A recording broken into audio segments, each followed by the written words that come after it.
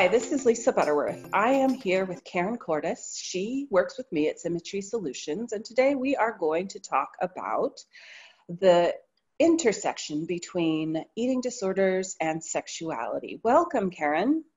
Thank you. Thanks for having me. Tell me a little bit about yourself. So I got my bachelor's degree in psychology in Utah at Weber State University. And I, got married, had a couple kids, and then decided through some of my own healing work and working with coaches and therapists and other things that I love to help other people. I've always loved that. And coaching seemed like the best route for me. I like to be kind of a co-creator or a champion alongside with somebody and create a safe space so that they can explore and find the solutions that work best for them. And so then I got a master's degree in psychology and life with an emphasis on life coaching from Grand Canyon University.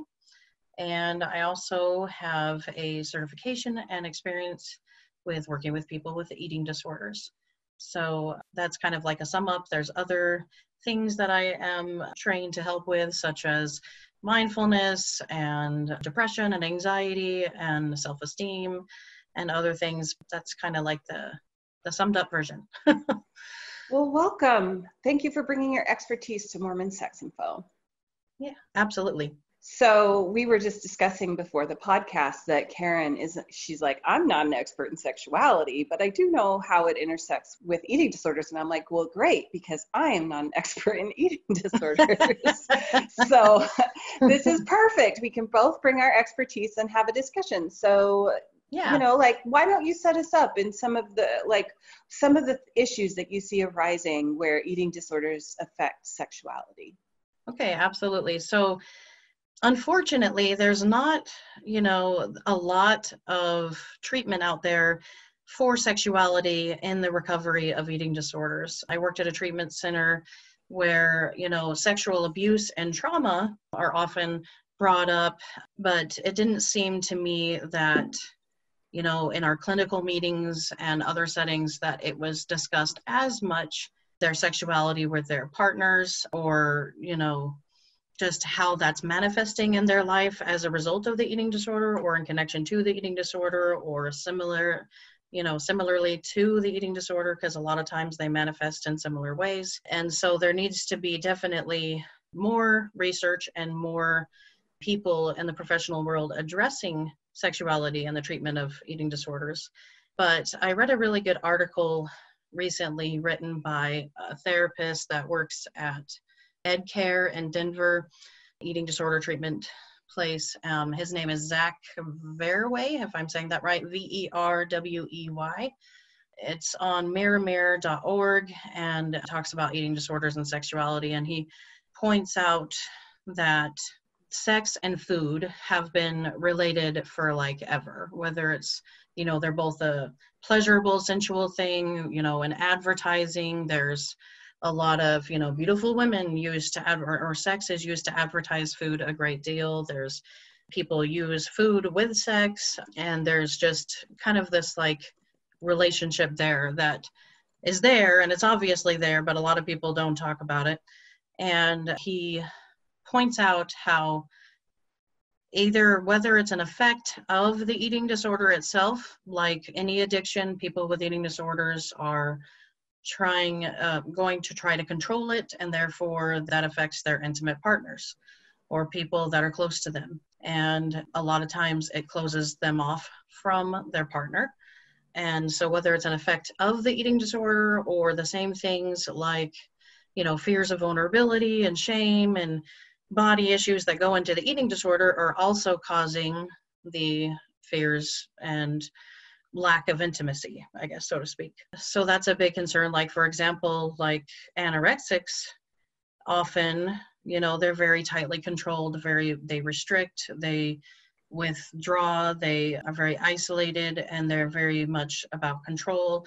And so if somebody's very tightly, in control of their life and their body and everything, it's very hard for them to release and be vulnerable and be in the moment with sexual experiences. Whereas somebody who may be bulimic is, often kind of sporadic and all over the place, trying to find control, but by pleasing their partners and being what their partners need. So that's kind of like an introduction to it. There's a lot of experts out there on sexuality that know a lot more about it than I do, but that connection is definitely there, as well as there's a connection with gender identity and sexual orientation as well. There's an increased number of people that are trans that are getting treated for eating disorders rather than those that are cisgender, or for those that don't know what that term means, it just means you identify with the gender you were declared to be at birth. So, and that makes sense a lot too, because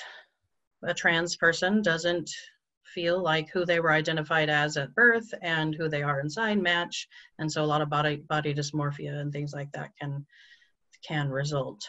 But that's kind of like just a overhaul, like, introduction. Well, if it helps, I think that is true in the general mental health field as well. Like, people come in for anxiety or depression, and it's almost certainly affecting their sex life. And therapists often don't feel like they have the training, or they don't know how to bring up a person's sexuality in the midst of all of the other sort of things that people bring up. And people, of course, often feel like they don't have permission, or they don't know how to bring up their sexuality. So it's not just a problem in the field of eating disorders. I think it's kind of across the board. Unless you seek out someone with a specialty in sexuality, often people feel like their sexual self isn't being treated in the entirety of their mental health care. So that is helpful, and that makes sense, because maybe you see this, you can clarify whether you do or not, but often in the case with eating disorders, these issues that are unaddressed, keep prevailing, even if the eating disorder symptoms tend to get better, because they're unaddressed in that context, in the context of sexuality. It's, they're still kind of tightly maybe controlling that aspect of their life, where they don't know even how to navigate it, don't know how to talk to their partner about it. Do you think that's true sometimes with, like you said, with other mental health things, that unless they have that help from somebody that, is a specialist in sexuality, that they can often continue with those intimacy issues far after, even if they've come in to be treated for depression, and their depression might get a little bit better, or they might show some progress, but unless that's addressed, do you think that would keep going on, I guess, as we're prevailing afterwards, after treatment? Well, I don't know that for sure everybody needs to see somebody with a specialty in sexuality, I think that just we all, especially mental health therapists and coaches, we all need more like understanding and training and just openness. Like, I don't know that you need to be a specialist per se, but we definitely need more training in starting the conversation and opening up the possibility of the conversation for clients who don't feel empowered to bring it up themselves. I think that a lot of times what people need is just a few tools and permission to talk about it, because otherwise you become so isolated. And it feels like, any kind of mental health struggle can feel shaming, but you add that mental health struggle to a sexuality struggle, and it's like two types of shame that society throws at people for their mental health and their sexuality. And people can feel like there's something wrong with me, or like, oh, they don't want to hear this. People apologize. Like, I specialize in sexuality, and my clients will apologize. Oh, I'm sorry to bring this up. Or they'll talk in this big, long circle around to getting to talk, because it's just so difficult to bring up sexuality. And so I try to help by just bringing it up myself. And that's wonderful. And the same is true with people with eating disorders. A lot of people, for one, don't know that they have an eating disorder. I had a conversation on the phone the other day with somebody that was kind of like, well, does it apply for people like me that, don't have an eating disorder? And then she paused and goes, well, maybe I have an eating disorder. I probably have an eating disorder. And then, she was just like, and I don't know how to tell. And so, I know that Mr. Rogers has some quote that's along the lines of like, anything that's human is mentionable, and when it's mentionable, it can become more manageable. And when we can't, mention it because we don't have the vocabulary, like you don't know how to talk about sex or eating disorders or the fear or anxiety that you have around it, then, how can you get help for it? Or, explain it to somebody so that they fully understand, exactly what you're going through. And so it's like not a perfect science yet. It's not, there's always like more developing, more things. There's like, for example, there used to be like just bulimia, anorexia, and now there's several different, and I don't even have them all memorized, different diagnoses of eating disorders. There's atypical anorexia. There's, a lot of those atypical types that don't fit into the norm fall under this like kind of more broader diagnosis of other specified feeding or eating disorder or OSFED. And there's also a type of eating disorder that doesn't have to do with your body, but whether you like doesn't have body dysmorphia, I should say. There's no preoccupation with your weight, but it's a feeding disorder. It's avoidant restrictive food intake disorder, which is abbreviated ARFID, ARFID, and it's more like people that are afraid of choking or afraid of getting sick or something like that, and so they avoid eating, but it manifests in the same way physically as anorexia does. And so there's such a variance, like a spectrum, if you will. We're starting to see so many things in our society finally as the spectrum that they are, like sexuality and stuff, but we're not just A, B, or C. And so we don't get, lose as many people in between there that don't fit exactly in one or the other. And so it's not a perfect thing. It's not, even professionals that, are trained in it don't always know exactly how each client, how they're showing up or where it fits. It takes like a team of people kind of like going at this, and it takes time, and eating disorders, like a lot of things, they change and they morph into something else over time. And so the shame part, which I think you mentioned about sexuality, is a huge part. Like the people that come in and say to you, "Oh, I'm sorry to bring that up." I led groups in the treatment center I worked at, and it is amazing how some of the most educated people even can sit there and talk so quiet and, "Is it okay? Is it my turn?" and be so afraid to take up space in this way and to give voice to something that is so big and so emotional, yet so hard to put words to. So one of my goals in my career is to talk about it and say, yep, I don't even know how to always talk about it. It's a hard thing to talk about it.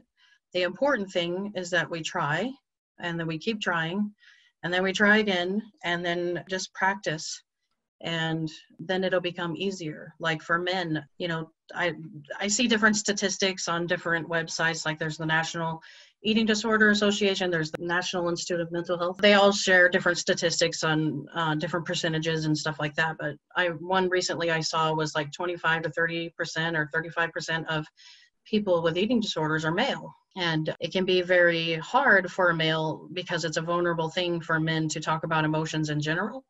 But because it's so seen as a female struggle, it's hard for men to feel masculine, which is, as we know, very important to them while they're talking about eating disorders or saying, yep, I struggle with this, or I'm worried about, I've been binging and purging, or they don't even know how to talk about it. And so, I'm trying to share the message that it's okay. If you don't have to talk about it in the right way, just talk about it. And you don't have to, if you're too scared to go to a professional first, then talk to somebody close to you that you can trust. And if you don't have someone to talk to close to you that you can trust, close the door to your room and say it out loud a few times in the mirror or just to yourself, or write it, just so we can get some of the stigma and eventually get to where it's a comfortable thing for us to talk about.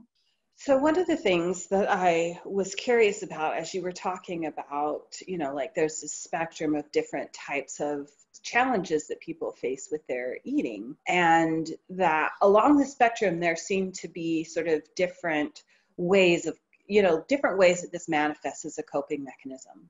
Mm-hmm. And one of those ways is like control, like you were talking about with like with people who maybe have anorexia. And then the other end is less controlled, but more about pleasing or centering, trying to make other people happy, or, Mm-hmm. and those are all things that are definitely a part of, like sexuality therapy is talking about, like what are the ways that that being in control and feeling safe being in control are getting in the way of your sexuality, of your ability to sort of engage with the, like the sexual person you want to be. So what are some of the ways you see those themes play out? Well, for example, first, let me just clarify something I said about bulimia. Bulimia is about control. It's just manifested a little different. Anorexia is more tightly controlled, like with restricting and controlling their environment and what foods are in their house. Bulimics are trying to fight for control, but feel out of control. And so a lot of times they go on a binge or something like that, and they don't even recall what the food tastes like because they're so quickly going through it. And then it's like, oh no, what have I done? I'm going to gain weight. I got to get rid of it somehow.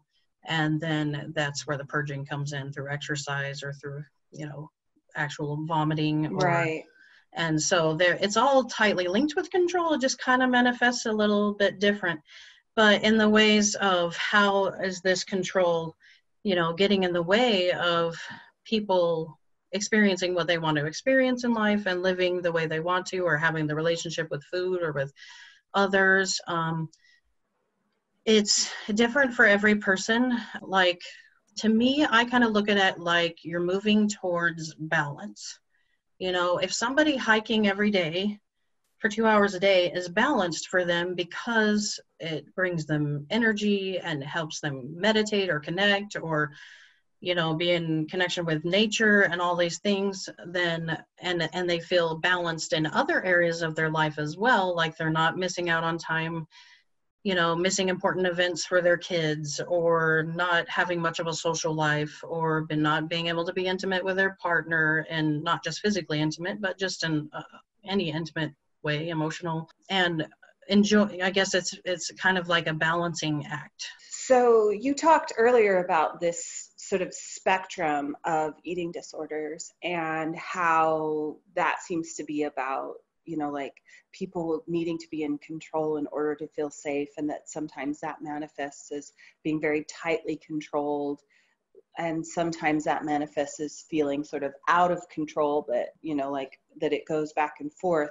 How does that kind of spectrum, how does that manifest in people's sexuality, that need for control or that feeling out of control? Right. So it's different for each person along that spectrum, and depending on what their diagnosis is, and if there's any other comorbid type diagnoses along with it, any mood disorders and stuff. But some typical patterns for people with anorexia, there's often this closed off or disinterest in sex. And in fact, disinterest in sex is very common for people with eating disorders in general, not just males or females, but both. But with people with anorexia, usually they're disinterested or very controlled. They might deny sexuality to their partner as part of the control, or avoid it. And some of that comes from they're just they're naturally less inclined towards being sexual. But also it can also do with body dysmorphia, self-esteem issues around your body image, also your physical health. Sometimes anorexics are very underweight, and so that can cause hormonal imbalance that affects, your sex drive and other things in your body. It can make it physically harder for you to be intimate, to have the strength to be intimate, for your it can affect the level of, desire your partner has with you, not just based on, oh, you're unattractive because you're so thin or something like that, but they're maybe worried that you're not healthy enough for sex. And so there's all kind of this interchange relationship between somebody who has anorexia or another eating disorder and their partner. But it definitely leads to less intimacy overall, and a lot of times, depending on the sexuality of the partner, more resentment towards the person that's struggling and their eating disorder. So that's how it shows up a lot for people with anorexia. People with bulimia tend to have more mood up and downs in general, and they, a lot of times, this is just kind of a general, it doesn't fit everyone, but a lot of times they're more people pleasers to begin with, so they can engage in sexuality maybe more than somebody with anorexia, and they might have even a high sex drive, but they also have low self-esteem and are often using sex to kind of make up for that, to be reaffirmed in their own body or to please their partner and make other people, happy with them. But it also can affect their physical health and how they're able to, show up in sexuality. If you're dehydrated, if you have mouth and gum problems due to consistent purging, then that can also show up there. There's also high incidences with people with eating disorders. And in my experience, from people that I've known that have had bulimia, a lot of times there's also self-injury. So there could also be some hiding with that, not wanting your partner to see it.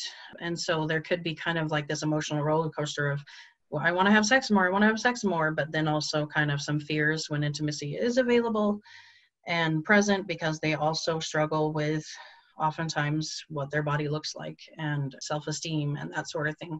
And so it makes it hard to be vulnerable. They want to please somebody, but it's also scary to be vulnerable in that way. And they also have a lot of shame.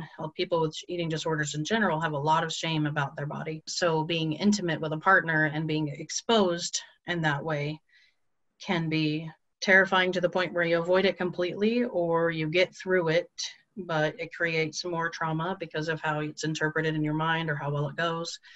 And so there's all sorts of, emotional, mental, physical aspects to eating disorders that definitely affect your sex life and your sexuality just in general. Even if you don't have one steady partner, people with bulimia might tend to, from what I've read, and again, I'm not a sexual, expert, but from what I've seen, it might tend to be that it affects how many partners you have or the kind of partners you have, or like if there's a pattern in how the partners you find treat you. And it might be kind of chaotic and all over the place. 1 minute really strong and connective and the next not.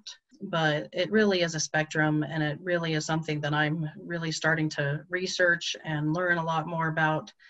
And it really needs a lot of people in the field of sexual health to team up with the people that are experts in the eating disorder realm to start incorporating this into eating disorder recovery, because there's so many things that are tied together with the body in general, but also specifically sexuality. Yeah, I'm really struck by how much overlap there is, because so often the problems that we have in our sexuality are directly connected with not feeling comfortable in our bodies, or feeling shame about our bodies, or feeling disconnected from our bodies, or not feeling like we have a right, or that there would be something wrong with enjoying our bodies. And that seems like it's very much the same kind of themes that come up with eating disorders.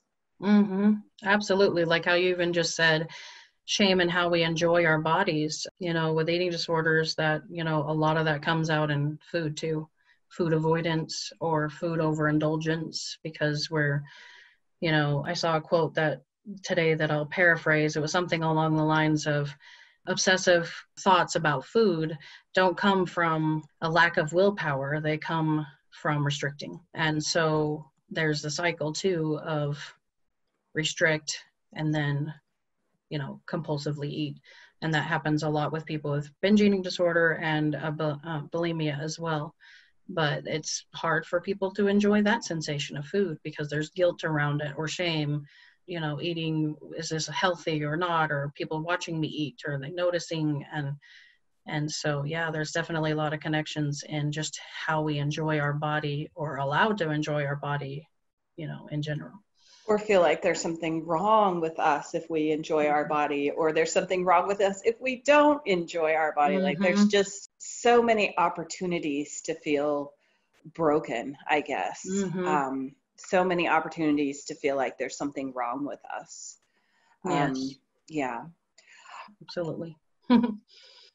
So, Caron, thank you so much for coming in to talk about this. Absolutely. I think we should meet up and go into some more depth if you would like to. I would love to. I would love to do that, and also discuss some of the eating disorder treatment that I'm trained in, because it incorporates the 4 aspects of your true self, what, your emotional, physical, spiritual, and mental aspects. And so sexuality will definitely fall in there, and it would be great to come back and talk about it some more. Yeah, let's record part 2 and look at the ways that treatment for eating disorders can be maybe generalized towards treating all of the sort of like struggles that we have with enjoying our physicality, including sexuality. That sounds absolutely. Awesome. Thank you so much. Thank you. Thanks for having me, Lisa. Bye. Bye-bye.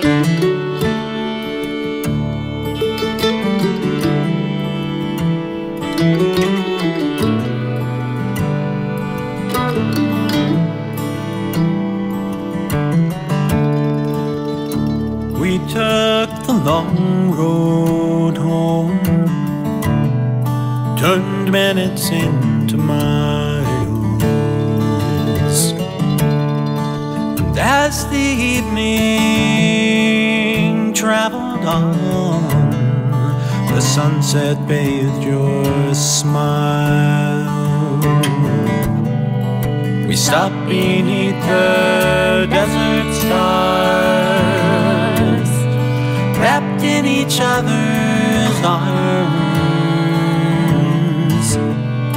Was as simple as I love you, an ordinary, extraordinary truth.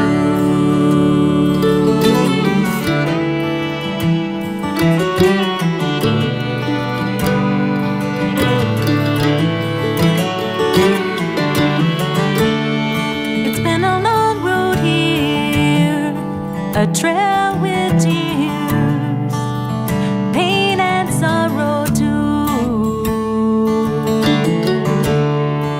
But through every storm we traveled on, like lovers do. And if sometimes we fell apart, we always came back home. Was as simple as I love you, an ordinary, extraordinary truth.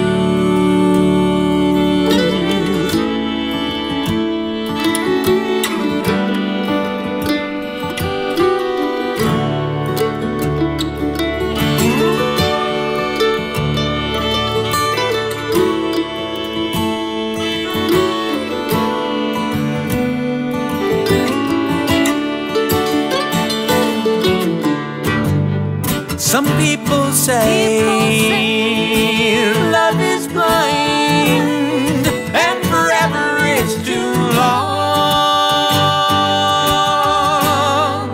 But I see your eyes in every sunrise, can't imagine life alone.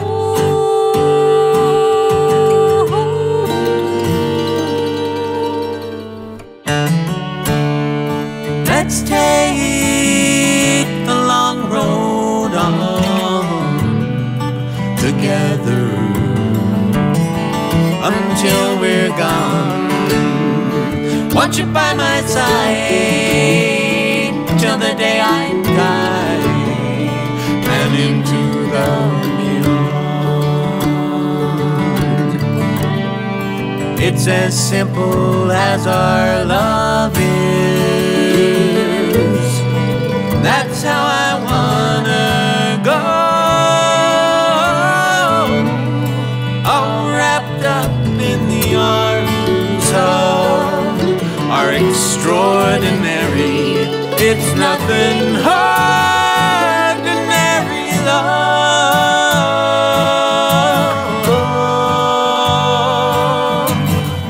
ordinary. Ordinary. No, it's extraordinary.